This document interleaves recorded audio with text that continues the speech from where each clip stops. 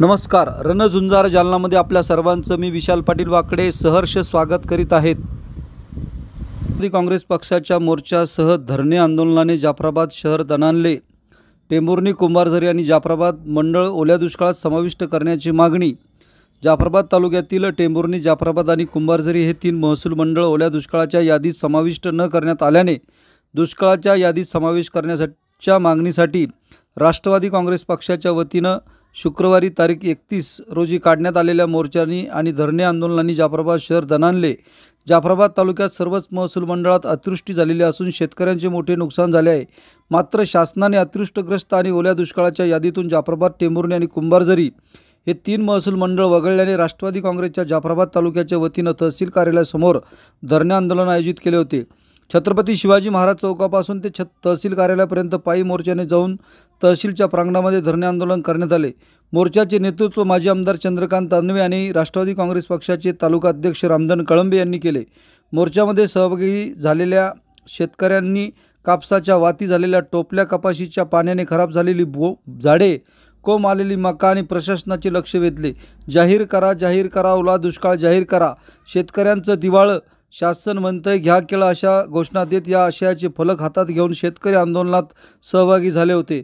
प्रमुख मागण्यांचे लेखी निवेदन तहसीलदार डॉक्टर सारिका भगत यांच्या मार्फत मुख्यमंत्र्यांना देण्यात आले.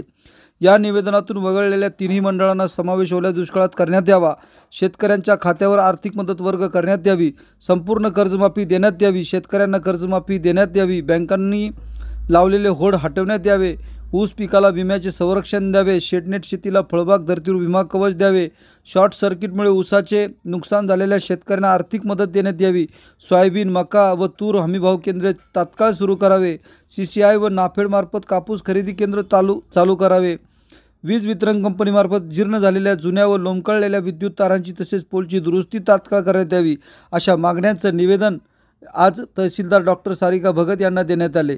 यावेळी माजी आमदार चंद्रकांत दानवे, तालुका अध्यक्ष रामधन कळंबे, भोकरदनचे तालुका अध्यक्ष रमेश सपकाळ, एकनाथ शेवत यांच्यासह हजारो शेतकरी बांधव या धरणे आंदोलनास उपस्थित होते. या आंदोलनातील ठळक मुद्दे: कृषी आणि महसूल कार्यालयाच्या लोकांनी पर्जन्यमान कसे मोजले? पर्जन्यमान मोजण्याची साधने खराब झाली आहे.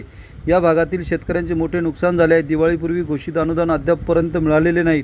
सरकार, आमदार, प्रशासन हे जनतेचे असतात. त्यांनी असा भेदभाव करून शेतकऱ्यांना वाऱ्यावर सोडू नये. महसूल व कृषी प्रशासनाने कोणताही भेदभाव न करता सर्व मंडळांचा समावेश करावा, अन्यथा शेतकरी म्हणून आम्ही तीव्र आंदोलन करू. कृषी अधिकारी यांना कुलूपबंद करून कोंडून ठेवू, असा इशारा रामधन कळंबे यांनी भाषणातून दिला. प्रशासनाने खोटे अहवाल दिले म्हणून ही मंडळे वगळली आहेत. ज्या गावाच्या नुकसानी पाहणी आमदार आणि तहसीलदार यांनी एकत्र केली तेच गाव आणि ते मंडळ ओला दुष्काळातून वगळले. सरकारने याकडे जाणीवपूर्वक दुर्लक्ष करू नये, अन्यथा आम्ही रस्त्यावर उतरून सळो की पळो करून सोडू. शेतकऱ्यांनी एक होऊन या शेतकरी विरोधी सरकारविरोधात एकत्र येऊन लढा द्यावा. आम्ही कायम शेतकऱ्याच्या पाठीशी आहोत, असे चंद्रकांत दानवे यांनी सांगितले.